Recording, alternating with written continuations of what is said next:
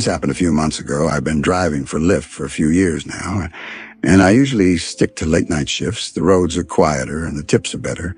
But there is a trade-off. Every once in a while, you get a story that sticks with you. And not in a good way. I'd always thought of myself as careful. I've dealt with my fair share of odd passengers, but nothing, and I mean nothing, even came close to being as strange as what I'm about to tell you. I didn't have a dash cam at the time, and that night was the main reason I installed one.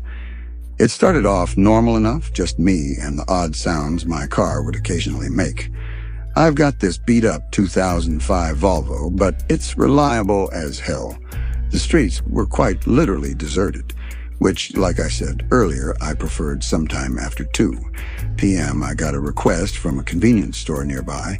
Seemed harmless at first, but for some reason, I got this weird feeling in my gut about it. You ever get that feeling like something's off, but you can't explain why that's exactly what hit me. As I drove up before I even saw the guy, I figured out why I was getting that gut feeling. The convenience store I was pulling up to was closed. All the lights were off, and there was not a single car in the lot. As I pulled closer, I saw him. I made sure to drive pretty slowly so I could get a good look at him. He was pacing outside the store, wearing this ratty hoodie that looked like it hadn't seen a washing machine in years. I'm not kidding about that. There was literally a hole in the sleeve. His movements were jerky, like he couldn't stand still, and he kept glancing over his shoulder, like he thought someone was after him. If I had to guess, he was on something. I probably should have just canceled the ride and driven away. I even hovered my finger over the cancel button, but I didn't for whatever reason. I unlocked the doors, and he slid into the back seat without a word. I regretted my decision the moment I took my foot off the brake. Most people either scroll on their phones or stare out the window, but not him. He just sat there staring at me through the rearview mirror, not blinking, not looking away, just staring directly at me. I tried not to stare back, but I couldn't help but catch his eye a couple of times.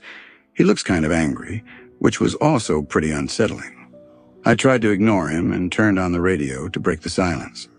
I don't even remember which station I clicked on, but the moment the music started playing, he snapped at me to turn it off. His voice was deep and a little raspy, and I could tell he was a smoker right away. That kind of caught me off guard, and I doctored the steering wheel a little bit.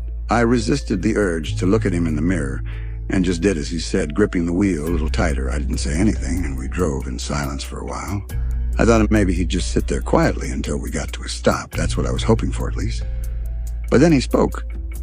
I remember the conversation like it was yesterday. He asked me if I ever picked up someone. I shouldn't have. That question hit me like a brick. I let out this awkward laugh and said, "Well, I hope not." I was trying to keep it light, but he didn't react. He just leaned back and muttered something to himself that I couldn't hear. Then he started going on about how he used to be an Uber driver, and he quit because some punk stole some stuff from his car.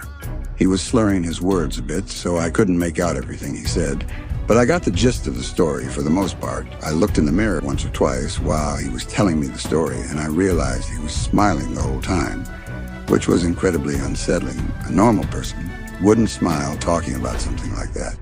He concluded his story by saying, "It's funny how much trust you put in someone sitting right behind you." That comment was what did it for me. I started thinking about him as more of a threat than just a crazy drug addict. Unfortunately, there wasn't much I could do about it. I felt my pulse speed up. I kept my eyes on the road, but my mind was spinning. I glanced at the GPS, focusing on the destination, like it was some kind of lifeline. The guy did not know when to stop talking. He kept babbling about nonsense, some of it concerning and some of it just gibberish. I honestly couldn't keep up. Eventually, he started apologizing to someone. Although I don't think it was me, he began insinuating that he had just done something awful and that he was a bad person. He kept saying, "I didn't mean it," repeatedly, followed by a few frantic, sorries. I didn't respond, worried that he'd do something. If I did, I didn't know what he'd done or what he was capable of, but I wasn't about to find out. We were only a few minutes from his stop when he snapped out of his muttering haze and yelled at me that I had missed the turn. I didn't miss it. The GPS clearly showed we were on track, but I slammed on the brakes anyway, mostly out of fear. He demanded that I pull over. So that's what I did. My hands were shaking at that point. I just wanted the nightmare to be over. As soon as I shifted into park, headlights appeared behind us. It was a police car. I said a silent prayer and watched as it crept down the road, its spotlight briefly sweeping over my car. The guy in my back seat slouched down like he was trying to stay out of sight. I turned my head and saw him lying almost perfectly flat on my back seat, with his eyes closed. I whipped my head back around before he saw me, trying to keep my breathing steady. He stayed in that position for a really uncomfortable amount of time. I wanted to ask him to leave, but decided against it. Eventually, he lifted his head and told me I had gotten lucky before I had a chance to do anything. He opened my car door and disappeared. I ended up calling my shift short. After that, I was shaken up and didn't feel like driving around anymore. It wasn't until a few weeks later that I came across something on my phone that proved how dangerous of a situation I had been in. According to a news article, a convenience store had been robbed on the night I picked up that passenger. It was 2 blocks from where I had picked that guy up. It makes me sick knowing I was inches away from a dangerous criminal who could have harmed me if he had chosen to. I am a little scared to contact the police about this. I try to avoid law enforcement for various personal reasons I won't get into. I'm not really sure if my report would even help either way. I'm much more cautious about who I let in my car. I used to live in the city. The urban lifestyle is honestly what I always envisioned for myself. I'm not going to get into it. But after an extremely traumatic experience, I couldn't bear even the smallest noises. I began to hate noise in general. My psychiatrist told me I had developed a rare case of phonophobia. So that pins and needles, feeling you get when your foot falls asleep, it's kind of like that, but in my chest, always there. Like my body was brack ring for something that wasn't coming. Every car horn or slamming door felt like a jolt straight to my nerves. I couldn't keep living like that. About 3 years ago, I found a cabin buried deep in the Pacific Northwest. I don't want to say exactly where it was for reasons you'll soon understand, but all I'll say is that it was somewhere in Oregon. It seemed perfect. Very few neighbors, no traffic, barely any cell service. What really sold me on it, though, was the lack of noise. It was just me and the peace and quiet for the first time in months, I thought. I might actually feel safe. The cabin itself was small, but cozy, to be fair. It was exactly what the listing had promised. You could tell it had been built to last, with thick wooden beams and a sturdy stone fireplace. It smelled like pine and old books when I first walked in. You know, that kind of earthy scent that's almost comforting. Think like one of those old cabin-style bed and breakfasts. For any of you who have gone skiing before, the nearest neighbor lived about a 10-minute walk down a narrow dirt path. I didn't meet her right away, though for the first few days, I just soaked in the silence. I'd wake up to the sound of birds instead of sirens. At night, the only thing I heard was the wind brushing through the trees. It was like the whole world had pressed pause and I could finally breathe again. I did all my work from my laptop, so there really was no need for me to connect with the outside world beyond that. About a week after I moved in, there was a knock at the door. The cabin obviously had no doorbell, so those knocks were something I'd have to get used to. I opened the door, expecting it to be my neighbor, and it was a moderately old woman carrying a basket of preserves, like she just stepped out of a Hallmark movie. She introduced herself as Michelle and told me she lived about 10 minutes down the trail, which didn't sound far at all until you factored in how dense the woods were. I mean, you could get turned around in there just looking for firewood. She was in her late 60s with oddly long gray hair and these piercing blue eyes that made you feel like she could see right through you. She wasn't rude exactly, more like blunt. She welcomed me to the woods and extended the basket toward me like she was expecting me to take it. I didn't really have much of a choice. She was practically shoving it in my face. I know it sounds hospitable, but her vibe seemed a little off, if that makes any sense. I grabbed it impulsively, but I admit I had never been treated that way by a neighbor before. It wasn't anything crazy, but it wasn't something I was used to. I thanked her as I took the basket, and she looked at me like she was expecting me to say something else. I honestly didn't know what else to say, so I just smiled. She kept staring at me awkwardly, which confirmed my suspicion that this woman didn't interact with a lot of people. Eventually, she spoke. She said these were her exact words, which I'll never forget. Always keep your lanterns full, your windows shut tight, and your wits sharper than your axe. It wasn't something a normal person would say to someone else. It was like she was reciting from a rule book. It honestly sounded more like a warning than advice. I nodded, smiled, and turned to go back inside after shutting the door. I stood there in silence, waiting to hear her footsteps walk away. She didn't walk away for a good 45 seconds, which was probably the strangest part about the whole interaction. Despite the weird vibe, I did appreciate her kindness. She seemed reclusive, but not unfriendly, the kind of person who'd help you if you asked, but wouldn't go out of her way to pry. I told myself it was nice to know someone was close by. Even if I didn't plan on needing her, I didn't even bother looking in the basket. I just set it down in the living room and forgot about it. There was a thunderstorm that night, which is extremely rare for Oregon, but it does happen. I lit a few candles and curled up on the couch with a book, trying to ignore the fact that the power was flickering every few minutes.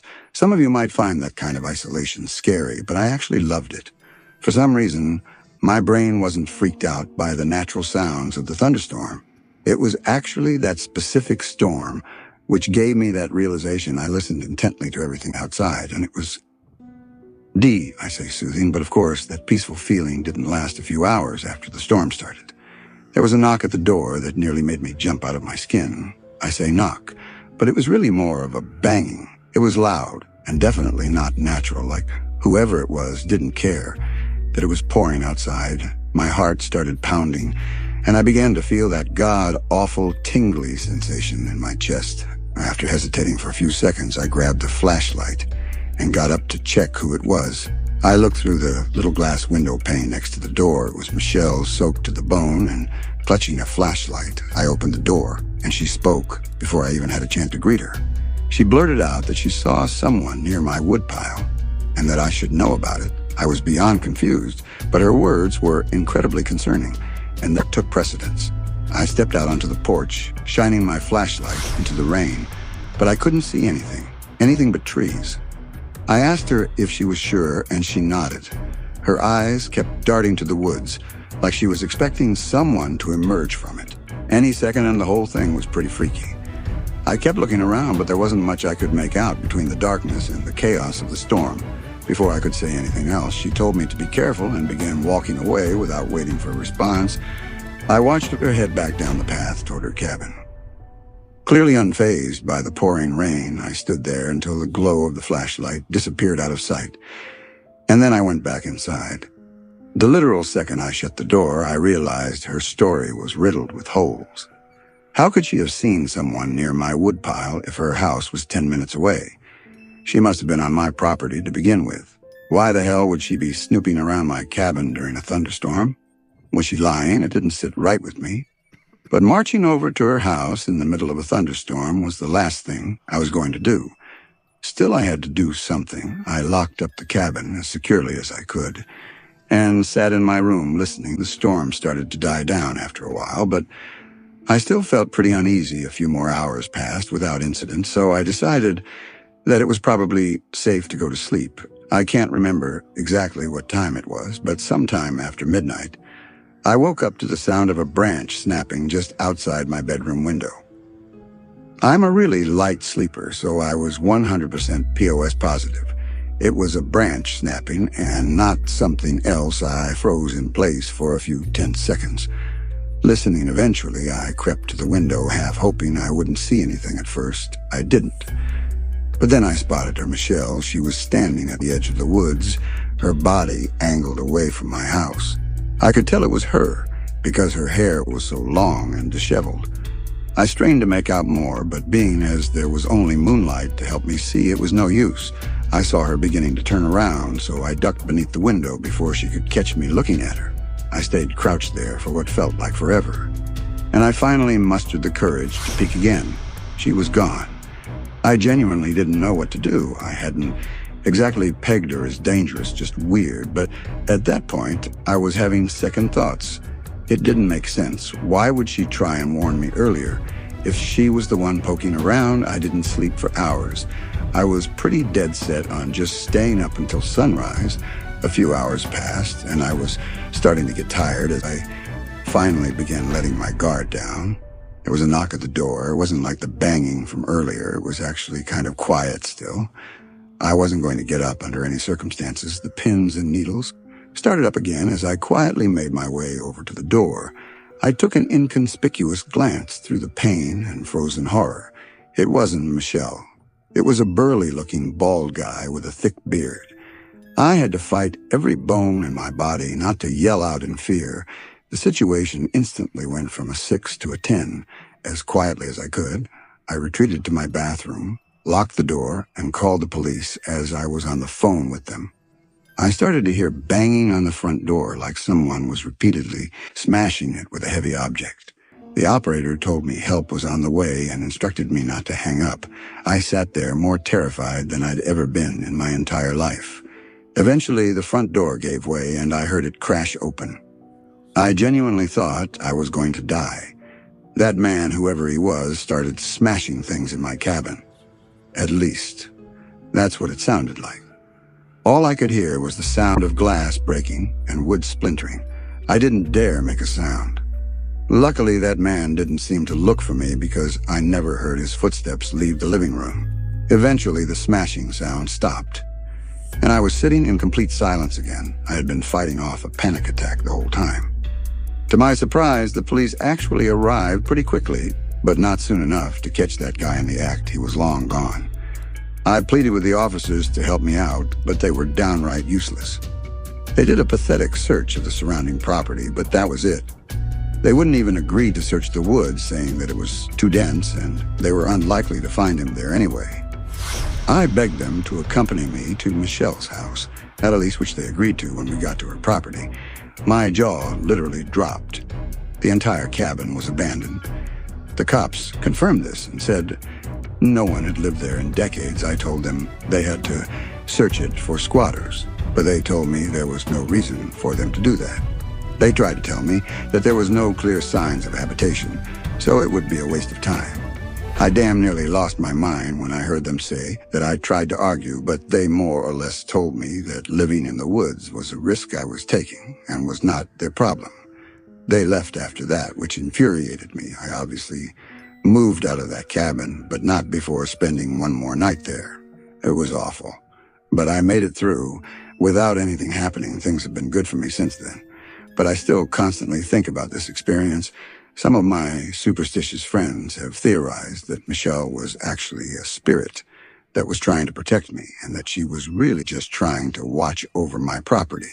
For whatever reason, I don't believe in the paranormal, so I think it's much more likely that two people, her and that man, had been squatting in that abandoned cabin.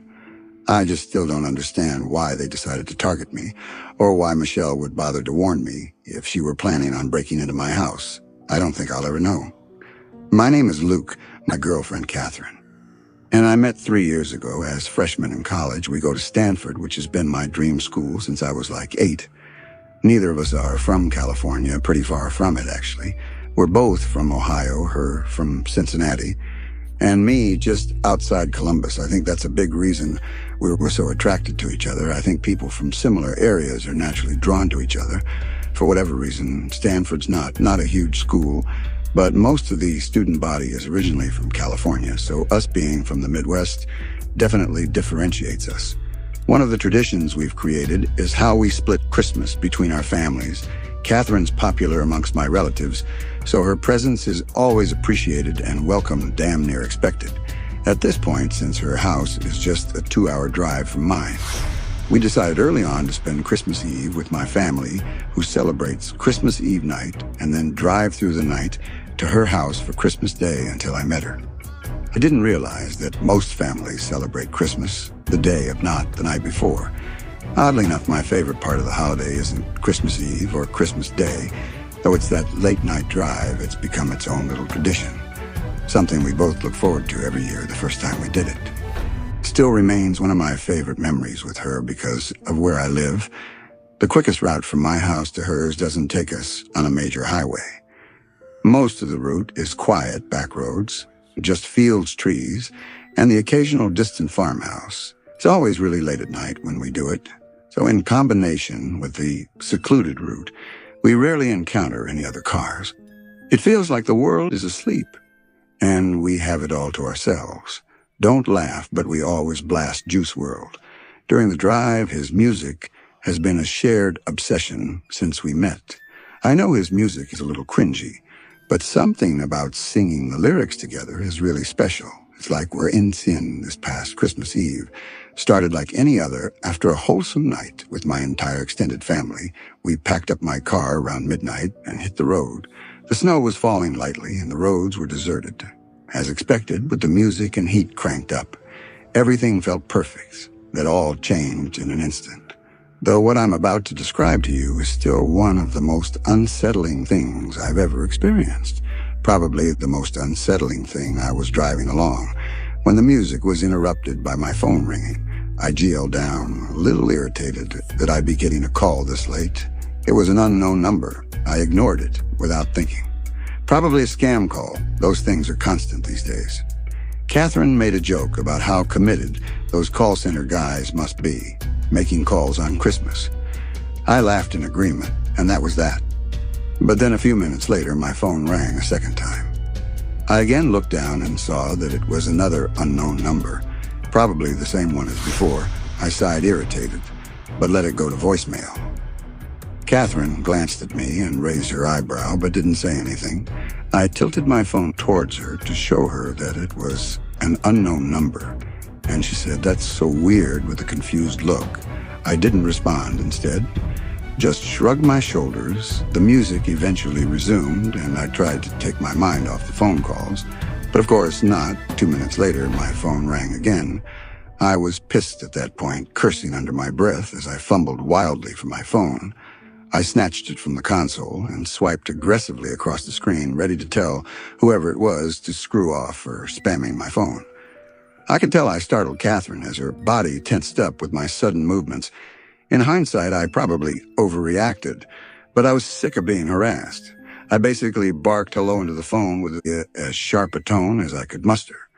I expected the scam script to begin, but I was instead met with silence. I turned up the volume in my car and immediately picked up on a faint static coming from the other side of the line. I was about to hang up when a man's voice spoke. The voice didn't belong to anyone. I knew, "Hello, Luke."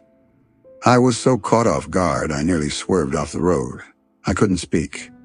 I felt my whole body starting to itch, which always happens to me when I'm nervous before I could respond. The man continued. He started reciting personal information. My full name, my address details about my life that no stranger should know. Details that no stranger could know. My mind was racing, trying to make sense of it. I wanted to pull over on the side of the road, but I kept driving like I was in some kind of trance. I considered shouting at him, but decided that anger wasn't the best resource in a situation like this. After he paused for a few tense moments, I finally spoke. I asked him what he wanted in a steady voice, trying to hide the fear I was feeling. The voice paused before delivering the words that made my blood run cold. He said that he wasn't here for me, that he was here for Catherine. Hearing my girlfriend's name was about 100 times more terrifying than hearing my own, and the horrified expression on her face told me that she was just as shocked as I was. I blurted out that I didn't know Catherine, that he must have the wrong number. The man chuckled before saying, "She's sitting right next to you." That was too much for me. I pulled over on the side of the road. I had no choice. My hands were literally shaking fear that I was about to say something, when Catherine reached into my lap in one fluid movement and hung up the phone just like that. I literally screamed in her face, demanding to know why she hung up on a stranger that was making personal threats towards us. She didn't answer, just looked at me with wide, fearful eyes. I desperately tried to call the number back once, twice, 3 times, but it never went through. Catherine told me to keep driving, which I ultimately did, but not before questioning her. She told me she was scared and that I couldn't blame her for hanging up, which I guess was fair. I drove off in silence, but I still couldn't understand why she'd hang up the phone. I don't know whether I was more furious or afraid. Part of me was expecting that number to call back, but after about 10 minutes, I felt like it was increasingly unlikely. At one point, I looked over at Catherine and saw tears in her eyes. She told me she didn't feel safe, which I empathized with. Something in the pit of my stomach noted at me though Catherine and I had been through enough in our relationship to know that trust didn't always come easily. There had been little things, white lies, half-truths, moments where I caught her being less than honest. I knew I was being paranoid, though. How could she possibly have done anything to do with this? The rest of the drive was silent. I didn't play the music again, and neither of us spoke. My mind was still spinning with a million unanswered questions. Who the hell was that guy? How did he know so much about me? Only my family knew where we were driving that night, and they never pull a stunt like this. I was 100% sure of it. I couldn't think of another explanation, though. Even when we finally pulled into Catherine's driveway, I didn't feel much better. It's been almost a month since this happened, and I have yet to get my answers. Neither of our family members were responsible. We asked all of them. Catherine swears she's just as clueless as I am, which leads me to believe the person on the other end of the phone call had sinister intentions. You might think I'm overreacting to a harmless prank, but I'm telling you, other than our family members, there are no people on Earth who knew Catherine and I would be driving that night. I've been really tense ever since. I can't help but brace myself every time my phone rings. I know he's going to call me again. Eventually, it's just a matter of time.